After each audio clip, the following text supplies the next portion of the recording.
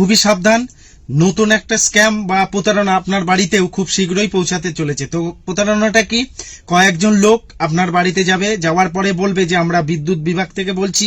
ওই কথা বলার পরেই তারা আপনার মিটারটিকে চেক করবে। কিছুক্ষণ মিটার চেক করার পরেই তারা বলবে আপনার মিটার থেকে খুবই বিদ্যুৎ বিল কম আসছে এবং নিশ্চয়ই আপনারা ওই মিটারটিকে কোনো গড়মিল করেছেন। এই কথা বলার পরে তারা আপনাকে পুলিশ ভয় দেখাবে এবং আপনার বিরুদ্ধে 420-এর মামলার ভয় দেখাবে। এই কথা শুনে যদি আপনি ঘাবড়ে যান তাহলে কিন্তু তারা সঙ্গে সঙ্গে আপনার কাছ থেকে প্রচুর পরিমাণে টাকা ডিমান্ড করবে। এই ধরনের ঘটনা যদি আপনার সঙ্গে হয়ে থাকে তাহলে আপনি কি করবেন?